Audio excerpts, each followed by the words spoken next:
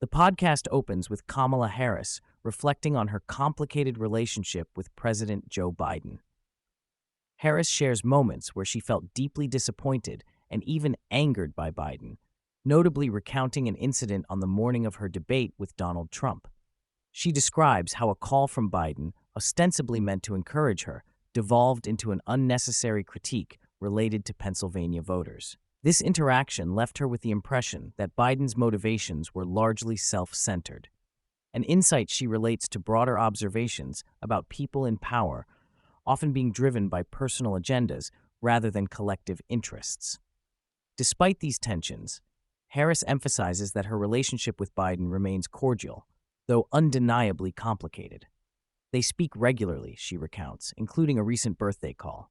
She stresses a mix of affection and professional respect, but maintains that there were instances where she had to prove her loyalty repeatedly and felt undermined by certain members of Biden's staff.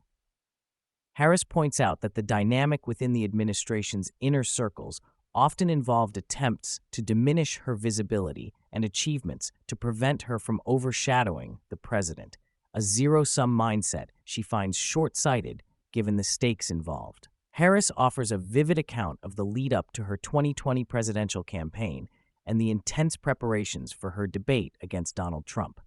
She recounts debate camp, a grueling sequestered process designed to simulate and anticipate Trump's unpredictable style, including the use of an actor who impersonated Trump to challenge her responses. On debate day, Harris adopted a strategy of lightheartedness, writing a smiley face on her podium and deciding to enjoy the moment, believing that the candidate who seemed to be having fun often wins the audience.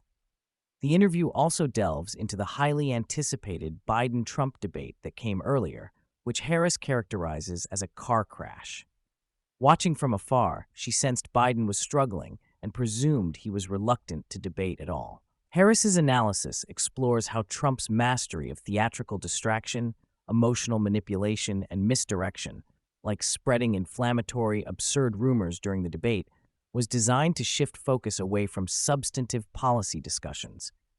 She stresses the difficulty Democratic candidates face in countering such tactics, given the emotionally charged nature of messaging and the power of misinformation.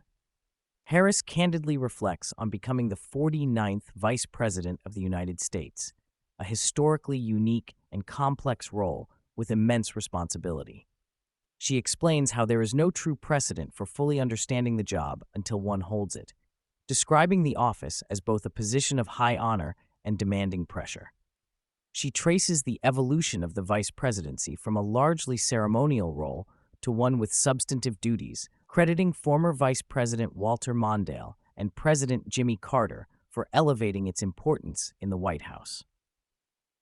In addition to the prestige and global meetings with world leaders, Harris reveals the internal dynamics of the position, including the suppression of her accomplishments by members of the president's inner circle who viewed her as a threat.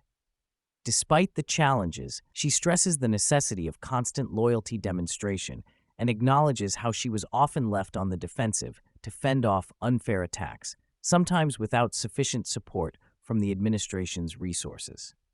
Throughout the podcast, Harris touches on the recurring theme of facing bias related to her gender, race, and appearance.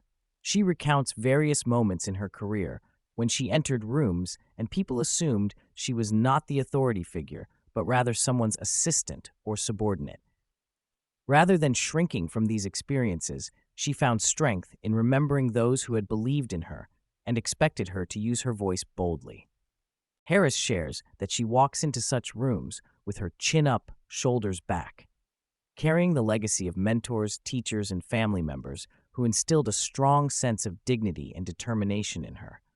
She emphasizes the importance of internal tools to counteract suppression, not treating others' underestimation as a reflection of her own value, but as their limitation. This mindset, combined with deliberate self-presentation and measured communication, has helped her carve a space of respect in traditionally exclusionary environments. The conversation turns deeply personal as Harris discusses the emotional and psychological strains of her public career and political ambitions. She opens up about the intense pressure of running for president with only 107 days' notice, describing sleepless nights spent reflecting on what more she could have done each day. She compares the emotional distress of losing the 2020 election to grieving her mother's death, both profound moments of shock and sorrow. Harris also highlights the importance of physical and mental self-care, explaining that her daily workouts serve as a vital outlet for managing stress and maintaining balance. She acknowledges that the pressure has magnified over time, but insists that her personal standards and sense of responsibility have remained constant. She stresses the need for a supportive personal network, particularly praising her husband Doug's role as her rock to navigate the isolating nature of political work. Kamala Harris shares the foundational influences of her upbringing, crediting her parents and community for shaping her values and ambitions. She speaks of her mother, a young woman who immigrated alone from India and became actively involved in civil rights movements in California. Her father, a national scholar from Jamaica, added to the rich cultural and intellectual environment in which Harris and her sister were raised. This background instilled in her a deep commitment to justice, equality, service, and protecting the dignity of all people, principles that have driven her career. These early experiences also exposed Harris to the harsh realities of discrimination, especially witnessing how her mother, a small brown woman with an accent, was treated. This awareness fueled her decision to pursue law with a public interest focus rather than private practice, aiming to defend vulnerable populations such as children and marginalized communities. She credits this upbringing for her lifelong fearlessness and refusal to accept no as an answer, while also nurturing a realistic understanding that not every situation or person can be changed. In a detailed examination of political communication, Harris discusses the evolving media landscape and its impact on public perception and information dissemination. She highlights how podcasting and independent media have democratized political discourse, offering platforms beyond traditional corporate-owned outlets. Harris expresses regret over not appearing on Joe Rogan's podcast during the 2020 campaign, acknowledging the missed opportunity to reach diverse audiences directly despite internal campaign caution about the platform's perceived right-leaning bias. She also delves into the strategic use of emotional, often absurd messaging by Trump and others, explaining how sensational and fear-based narratives overshadow rational, fact-based discourse.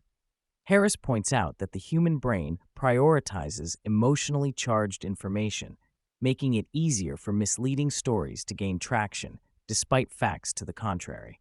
She stresses the critical role of media literacy, regulation of misinformation, and the obligation of political parties and platforms to engage authentically and transparently in addressing voters' concerns. Loss and resilience emerge as key themes as Harris connects her personal experiences of grief with her political journey. She reveals how her mother's death in her early 40s profoundly affected her, describing her mother as a strong, forthright figure who encouraged resilience even in the face of adversity. Harris recalls specific moments with her mother during her early campaigns where tough love and unwavering support blended to fuel her determination. The sorrow from losing the 2020 election is described as a process of grief involving stages of shock, denial, and eventual acceptance. Harris candidly admits the difficulty in reconciling the outcome with her lifelong fight for justice and how the loss brought a heavy awareness of the consequences for the country. Writing her book was part of this healing, allowing her to confront painful memories and process the experience with renewed clarity and purpose. When discussing the possibility of running for president again, Harris conveys a nuanced and thoughtful approach. She expresses conviction in her ability to make a meaningful difference if she chooses to run, grounded in the experience she gained as vice president and candidate.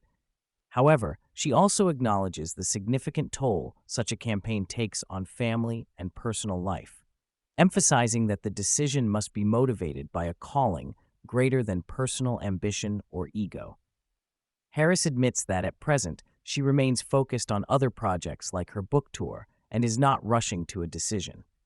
She articulates the importance of being intentional and transparent about why one pursues high office and stresses the need for clarity on the purpose and potential impact before undertaking such a demanding path.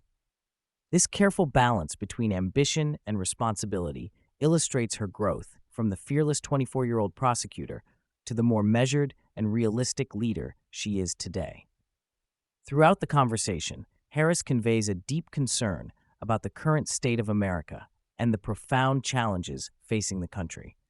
She expresses anxiety over issues such as rising inflation, the erosion of public institutions, weaponization of government agencies, and the widening disconnect between political elites and ordinary citizens.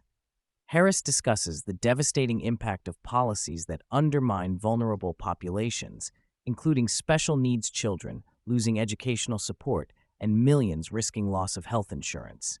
She highlights the accelerating social and political polarization, misinformation campaigns targeting marginalized communities, and the intensive efforts by adversaries to exploit those divisions.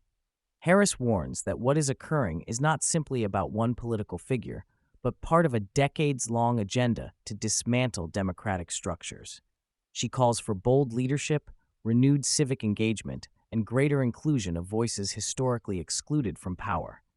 Closing the discussion, Harris advocates passionately for lowering the voting age to 16 as a means to engage Generation Z, a cohort deeply aware of climate crises, economic uncertainty, and social inequities. She underscores this generation's impatience with political traditions and their urgent demand for solutions focused on sustainability, technological change, and affordable living. Harris argues that giving young people a voice in elections would redirect political priorities towards issues that will shape their futures most significantly. Additionally, she emphasizes the importance of increasing voter turnout overall, noting that historically high abstention rates have undermined democracy. Harris critiques the Democratic Party's failures to connect with disaffected voters and stresses the necessity of offering bold, pragmatic policies and engaging messaging. By investing in youth and marginalized populations and improving political inclusivity, she believes the party and country can rebuild trust and renew the democratic spirit, essential for long-term progress.